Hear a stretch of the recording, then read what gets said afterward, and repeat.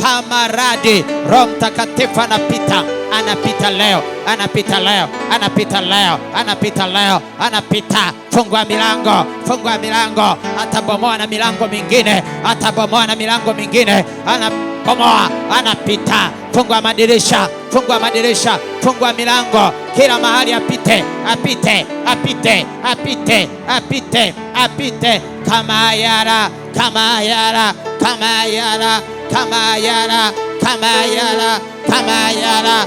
Ukampokee huyo Roho, ukampokee huyo Roho, ukampokee huyo Roho, ukampokee huyo Roho, katika jina la Yesu Kristo, katika jina la Yesu Kristo, katika jina la Yesu Kristo, katika jina la Yesu Kristo. Watu wanapokea, watu wanajazwa, watu wanapokea, watu wanajazwa, watu wanapokea, watu wanajazwa, watu wanapokea, watu wanajazwa, watu wanapokea, watu wanajazwa, watu wanapokea, wanapokea, wanajazwa, wanajazwa, wanajazwa, wanajazwa, wanajazwa, wanajazwa. Ukajazwe, ukajazwe, ukajazwe, ukajazwe, ukajazwe. Kunywa hayo maji, kunywa, kunywa huyo Roho, kunywa, kunywa katika Roho wa Bwana, kunywa, kunywa, kunywa. Bwana analinywesha kanisa, Bwana analinywesha kanisa lake, analinywesha kanisa lake, analinywesha kanisa lake. Bwana analinywesha kanisa, Bwana analinywesha kanisa, Bwana analinywesha. Popote pale ulipo, popote pale ulipo, unaweza kupokea, unaweza kupokea, unaweza kupokea, unaweza kupokea, unaweza kupokea, unaweza kupokea. Upako unapita, upako unashuka nyumbani kwako, kazini kwako, ofisini kwako, dukani kwako, kwenye gari yako, kwenye nyumba yako, jikoni kwako, popote pale ulipo, popote pale ulipo, popote pale ulipo, unajazwa, unajazwa, unajazwa, unajazwa. Jaa, jaa, jaa, jaa, jaa, jaa, jaa, jaa, jaa, jaa. Watu wanajazwa, watu wanajazwa, watu wanajazwa, watu wanajazwa, watu wanajazwa. Bwana anawajaza watu wake, wale aliowachagua, wale aliowaridhia, wale aliowaridhia, wale aliowaridhia. Anawapa Roho wake, anawapa Roho wake kama apendavyo, kama apendavyo, kama apendavyo. Anawageuza, anawageuza, anabadilisha, anabadilisha, anabadilisha, anaponya, anahuisha, anafungua vipofu, vipofu, vipofu wapate kuona, viwete wapate kutembea, viziwi wapate kusikia, viziwi wapate kusikia, bubu wapate kusema, bubu wapate kusema, vilema wapate kwenda, wapate kwenda. Rakapapapapapa, papapapapa, rakapapa. Unapojazwa, unapojazwa, miujiza inatokea, miujiza inatokea, miujiza inatokea, miujiza inatokea. Huyu ndiye mtenda miujiza, huyu ndiye mtenda maajabu, huyu ndiye mtenda ajabu, huyu ndiye mtenda ishara, huyu ndiye mtenda ishara. Anamwagika, anamwagika, anamwagika. Kanisa, pokea muujiza, pokea Roho wa muujiza, pokea, pokea, pokea, pokea, pokea, pokea, pokea, pokea, pokea, pokea, pokea. Watu wote wapokee, watu wote wapokee, watu wote wajazwe, wajazwe, wajazwe, wajazwe. Anayo majibu ya maisha yako, anayo majibu ya ndoa yako, anajibu la ndoa yako. Pokea, anajibu la biashara yako, anakuja kujibu biashara, anakuja kujibu ndoa, anakuja kujibu huduma yako. Pokea, pokea, pokea. Ni jibu la kanisa, ni jibu la kanisa. Pokea, pokea. Anafanya upya, anafanya upya, anabadilisha tabia, anabadilisha tabia, tabia, tabia, tabia, tabia, tabia, tabia. Pokea, ni jibu lako, ni jibu lako, ni jibu lako. Wewe mpokee, pokea, ujazwe. Unajazwa majibu yako, unajazwa majibu ya maisha, unajazwa majibu ya maisha. You are being filled with life solutions, life solution. Be filled. When you are filled with the Holy Spirit, you are filled with the life solutions, solutions to your life, solutions to your life. Receive, be filled by Holy Ghost, be filled by Holy Spirit. When you are filled with the Holy Spirit, when you are filled up with the Holy Spirit, you are filled up with the life solutions, life answers, answers to your life, answers to problems of life, answers to problems of life, answers to problem of life, answers to problem of marriage, answers to problem in your health, in your marital life, in your spiritual life, in your marriage, in your career, has the answers, has the answers. Be filled with the answers. Be filled with the answers. When you are filled with the Holy Spirit, you are filled with the life answers. Answers to your life, answers to your career, answers to your marriage, answers to your ministry, answers to your ministry, answers to your ministry, answers to your calling, answers to your calling, answers to your marriage, answers to your academic, answers to your career, answers to your studies, answers to your health care, answers to your health. Bwana anawapa watu majawabu. Watu wanapewa majawabu. Uko kwenye mtihani, unapewa majawabu ya mitihani ya maisha. Majawabu ya mitihani ya maisha. Roho Mtakatifu ni jawabu la mtihani wa maisha. Roho Mtakatifu ni jawabu kwa jaribu lako, hilo jaribu unalopitia. Roho Mtakatifu ni jaribu. Roho Mtakatifu ni jawabu. Ni jawabu. Anayo majawabu, ni zaidi ya majawabu. Anayo majawabu kwa ajili ya mapito yako, kwa ajili ya mapito yako, kwa ajili ya majaribu yako, kwa ajili ya majaribu yako, kwa ajili ya majaribu yako, kwa ajili ya majaribu yako. Anayo majawabu. Pokea majawabu ya mitihani ya maisha. Pokea majawabu ya ile mitihani ya maisha unapitia, ile mitihani ya maisha unapitia, ile mitihani ya ndoa, ile mitihani ya ndoa. Pokea majawabu. Pokea jawabu. Pokea jawabu kwa ajili ya huo mtihani wa ndoa yako, huo mtihani kwenye ndoa, huo mtihani wa ndoa yako, huo mtihani wa ndoa yako. Pokea jawabu. Roho Mtakatifu ndilo jibu. Roho Mtakatifu ndilo jibu. Ndilo jibu. Usijiulize atafanyaje. Wewe mpokee. Wewe mpokee kama jawabu la ndoa yako. Wewe mpokee kama jawabu la biashara, kama jawabu la biashara, jawabu la biashara, jawabu la maswali ulionayo. Biashara yako ina maswali mengi. Biashara yako inasema mambo mengi, inakuuliza vitu vingi, unaulizwa vitu vingi, hauwezi kujibu. Anakuja Roho Mtakatifu, anakuja Roho wa Baba, anakuja Roho wa Kristo, katika jina la Yesu Kristo, katika jina la Yesu Kristo. Leo anakuja Roho wa Baba, anakuja Roho wa uzima, anakuja na majibu ya biashara yako, anakuja na majibu ya biashara yako, anakuja na majibu ya afya yako, afya yako, afya yako, kwa habari ya ule ugonjwa, kwa habari ya ule ugonjwa, kwa habari ya ule ugonjwa, kwa habari ya huo ugonjwa, kwa habari ya huo ugonjwa. Yeye anajibu. Anajibu la ugonjwa, anajibu la ugonjwa wako, anajibu la ugonjwa wako, anajibu la ugonjwa wako, anajibu la ugonjwa wako, anajibu la ndoa yako, anajibu la ndoa yako, anajibu la kazi yako, kazi yako, kazi yako, kazi yako, kazi yako, afya yako, afya yako, wito wako, maono yako. Ana majawabu. Ana majawabu ya maisha, ana majawabu ya biashara, ana majawabu ya biashara. Wewe mfanya biashara, majawabu yamekuja, majawabu yamekuja. Pokea huyo Roho Mtakatifu, pokea huyo Roho Mtakatifu. Amejaa neema, amejaa nguvu kwa ajili ya biashara yako, amejaa neema, amejaa nguvu kwa ajili ya taaluma yako, kwa ajili ya masomo yako. Wewe mwanafunzi, wewe mwanafunzi, wewe mwanafunzi, huyo ni mwalimu wa kweli, huyo ni mwalimu wa kweli. Wewe mwanafunzi, huyo ni mwalimu wa kweli. Anayo majawabu, anayo majawabu, anayo majawabu, anayo majawabu kwa ajili ya masomo yako, kwa ajili ya masomo yako, kwa ajili ya taaluma yako, kwa ajili ya taaluma yako, kwa ajili ya taaluma. Endelea kupokea. Pokea majibu ya maisha yako, pokea majibu ya maisha yako.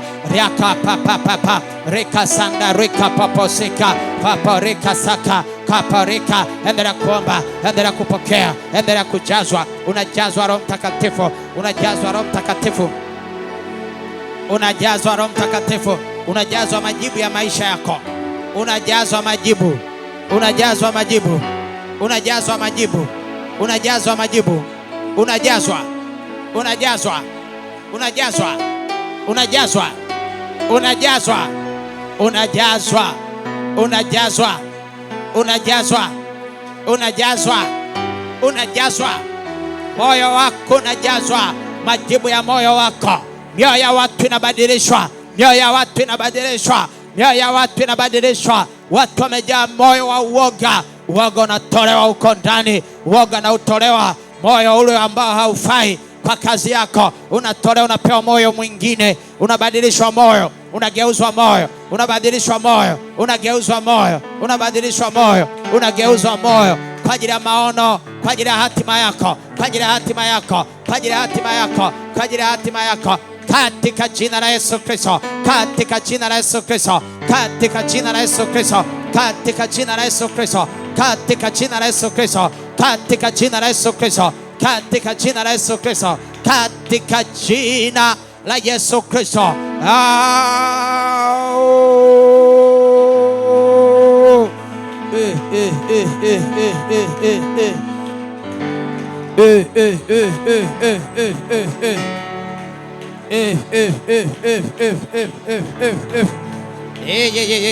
Papa Toripa, uko dukani kwako, uko ofisini kwako, uko hospitalini kwako na unaisikia sauti hii, wewe ni mgonjwa, uko kwenye kitanda cha hospitali, toka kwenye hicho kitanda. Nguvu za Mungu za kukuponya zinaingia kitandani kwako. Wewe uliyeko hospitalini, wewe uliyeko hospitalini, wewe uliyeko hospitalini, uko nyumbani kwako na unaumwa, huyo Roho Mtakatifu unajazwa uponyaji, unajazwa uponyaji, majibu ya kiafya. Jibu la afya yako, jibu la afya yako, jibu la afya yako, jibu la afya yako. Wagonjwa wanapona, wagonjwa wanapona, wagonjwa wanapona, wagonjwa wanapona, wagonjwa wanapona, wagonjwa wanapona. Nyumbani kwako, nyumbani kwako, toka kwenye hicho kitanda cha ugonjwa, unapona mifupa, unaponywa magonjwa ya damu, magonjwa ya akili, magonjwa ya akili, magonjwa ya ufahamu, magonjwa ya ufahamu, magonjwa ya mishipa ya fahamu, magonjwa mbalimbali kwenye mwili wako. Huyu Roho Mtakatifu unayempokea ndilo jawabu la afya yako,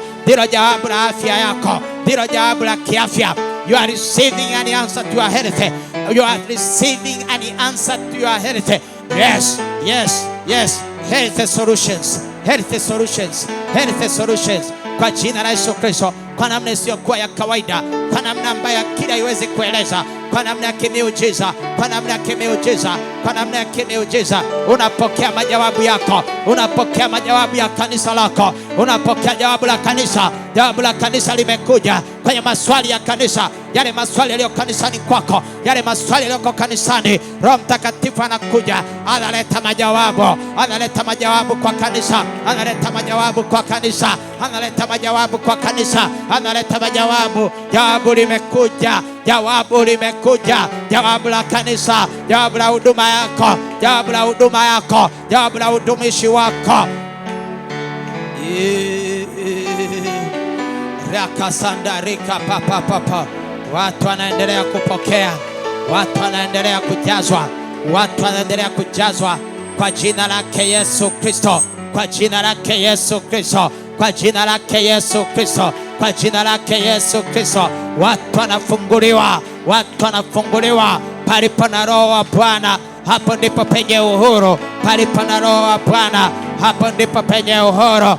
Rakapaposika na Roho wa Bwana yu juu yangu, amenipaka mafuta, amenitia mafuta kwa ubiri maskini habari njema. Amenitia mafuta, amenitia mafuta. Yako mafuta ya Roho Mtakatifu kwa ajili ya kuhubiri, yako mafuta ya Roho Mtakatifu kwa ajili ya kuponya, yako mafuta ya Roho Mtakatifu kwa ajili ya kuwaganga waliovunjika moyo, yako mafuta ya Roho Mtakatifu kwa ajili ya kufungua waliofungwa, yako mafuta, yako mafuta. Anakuja na mafuta yake, mafuta yake yanatiririka juu yako, yanatiririka kwenye kanisa, yanatiririka, yanatiririka, yanatiririka. Kanisa linapokea mafuta, mafuta mapya, mafuta mapya, mafuta mapya, mafuta mapya, mafuta mapya ya kuhubiri Injili, mafuta mapya ya kuhubiri Injili, mafuta mapya ya kuponya wagonjwa, mafuta mapya ya kufungua wafungwa, mafuta mapya ya kufungua mafungwa, mafuta mapya ya kubariki watu, mafuta mapya, mafuta mapya, mafuta mapya, mafuta mapya, mafuta mapya, mafuta mapya,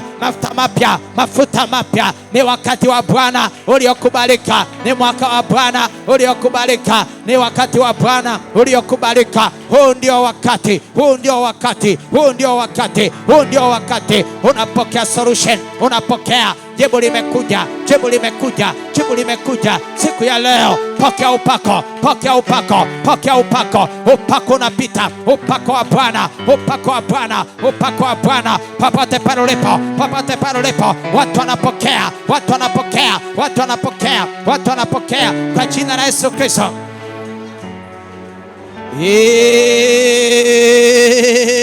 Ni siku ya tatu, wimbi la Pentekoste. Ni siku ya tatu, ni siku ya tatu. Tunaomba kujazwa tena, tunaomba kujazwa tena, tunaomba kanisa lijazwe tena, tunaomba kufanywa upya tunaomba kufanywa upya, tunaomba kufanywa upya, tunaomba kufanywa upya, tunaomba kufanywa upya, kufanywa upya, tunaomba kugeuzwa, tunaomba kugeuzwa, tunaomba ufalme wa Mungu, tunaomba ufalme wa Mungu utamaraki kwa upya, uonekane kwa upya. Rakapapapapapapapapa, rakapapa. Unapojazwa Roho Mtakatifu anapita, mapepo yanatoka, majini yanatoka, mapepo yanatoka, mizimu inatoka, vinyamkera vinatoka, laana zinatoka. Endelea, endelea, endelea, endelea, endelea. Endelea, endelea. Ni Mungu anajaza kanisa. Ni Mungu analijaza kanisa. Ni Mungu analijaza kanisa lake.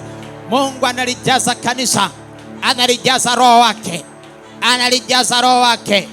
Kanisa linapokea kwa upya. Kanisa linajazwa. Kanisa linajazwa. Kanisa linajaa. Kanisa linajaa. Kanisa linajaa. Linajaa. Pokea, pokea. Pokea na vipawa vyake. Pokea na vipawa vyake. Pokea na vipawa vya roho. Pokea na kipawa hicho. Pokea kipawa cha roho. Pokea kipawa cha roho. Pokea kipawa. Pokea kipawa. Pokea kipawa. Pokea kipawa. Pokea kipawa. Kwa jina la Yesu Kristo. Kwa jina la Yesu Kristo. Anga linafunguka. Anga linafunguka. Anga linafunguka. Vifungo vinafunguliwa. Watu wanafunguliwa. Mazingira yanafunguliwa. Ardhi yako inafunguliwa. Anga lako linafunguliwa. Linafunguliwa. Anga la mtu linafunguka. Anga la mtu linafunguka. Anga la mtu linafunguka. Anga la mtu linafunguka. Ardhi ya mtu inafunguka. Ardhi inafunguka. Ardhi iliyofungwa na mizimu, iliyofungwa na wakuu wa giza, kuna miujiza inatokea. Mambo ya ajabu yanatokea. Mambo ya ajabu yanatokea kwenye maisha ya watu. Ulikuwa unatembea chini ya anga lililofungwa, chini ya mbingu zilizofungwa. Mbingu zinafunguka.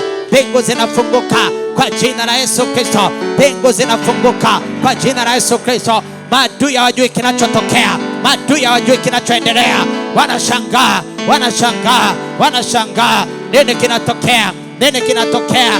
Ni Bwana anawajaza watu wake. Ni Bwana anawajaza wanafunzi wake. Ni Bwana anawajaza. Ni Yesu, ni Yesu, ni Yesu akitimiza ahadi ya Baba. Ni ahadi ya Baba inatimizwa. Ni ahadi ya Baba. Ni ahadi ya Baba. Ni ahadi ya Baba inatimia. Anga linafunguka. Anga linafunguka. Anga la biashara yako. Anga la shura yako. Anga la ndoa yako. Anga la uchumi wako. Anga la kazi yako. Anga la maono yako. Anga la kanisa. Anga la huduma. Anga linafunguka. Linafunguka. Anga la ndoa yako. Anga la taaluma yako. Anga la taaluma yako. Mbingu za taaluma yako zinafunguka, zinafunguka, zinafunguka, zinafunguka, zinafunguka kwa jina la Yesu Kristo, kwa jina la Yesu Kristo, kwa jina la Yesu Kristo. Yanayotokea hakuna wa kuyazuia. Yanayotokea hakuna wa kuyazuia kwenye maisha yako, kwenye nyumba yako, kwenye familia yako, kwenye ukoo wako, kwenye ukoo wako, kwenye ukoo wako, kwenye taifa lako, kwenye taifa lako, kwenye nchi yako. Yako mambo yanaenda kutokea. Yako mambo yanatokea. Yako mambo yanatokea. Yako mambo yanatokea. Ameshuka Roho wa Bwana. Ameshuka na yale majibu ya maombi yako. Majibu ya maombi yako yamekuja leo. Yamekuja leo. Yamekuja leo. Watu wanayapokea. Watu wanayapokea. Watu wanayapokea. Watu wanayapokea. Watu wanayapokea. Watu wanayapokea. Watu wanayapokea. Watu wanayapokea. Watu wanapokea. Watu wanageuzwa kwa jina la Yesu Kristo. Watu wanabadilishwa kwa jina la Yesu Kristo. Biashara zinabadilishwa kwa jina la Yesu Kristo. Huduma zinabadilishwa kwa jina la Yesu Kristo. Huduma zinabadilika kwa jina la Yesu Kristo. Maono yanabadilika. Mioyo inabadilika. Watu wanageuzwa.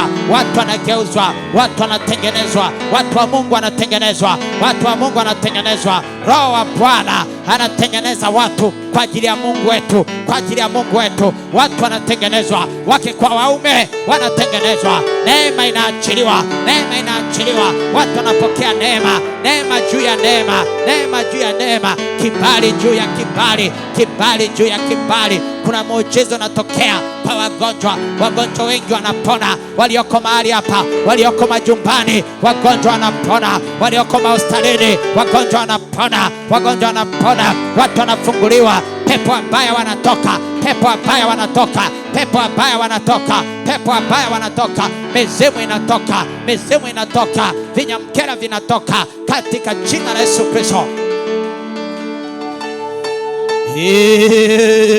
Watu wanapewa kunena kwa lugha, kunena kwa lugha.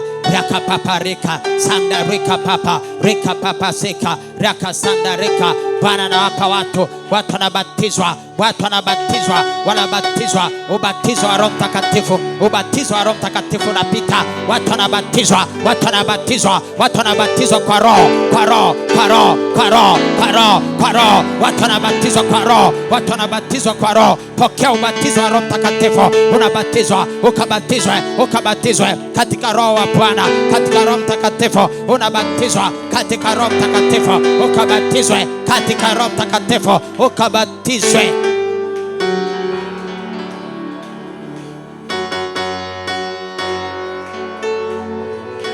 Asante Roho Mtakatifu, ujio wako unaleta mabadiliko. Tunakushukuru kwa mabadiliko yote ambayo umeyaleta kwenye maisha yetu. Tunakushukuru kwa mabadiliko ambayo umeyaleta kwenye kanisa. Tunakushukuru Roho Mtakatifu, mleta mabadiliko. Tunakushukuru Roho Mtakatifu unayegeuza. Tunashukuru Roho Mtakatifu unayefanya yote kuwa mapya. Tunaendelea kusalenda kwako, tunaendelea kusalenda kwenye mikono yako kwa ajili ya kufanywa upya, kwa ajili ya kubadilishwa, kwa ajili ya kuhuishwa, kwa ajili ya kuponywa, kwa ajili ya kufunguliwa na kuwekwa huru, kwa ajili ya kubarikiwa. Sante Roho wa Baba, sante Roho wa Yesu, sante Roho Mtakatifu. Mpe makofi Roho Mtakatifu, mpigie makofi Roho Mtakatifu. Piga makofi tena kwa Roho Mtakatifu.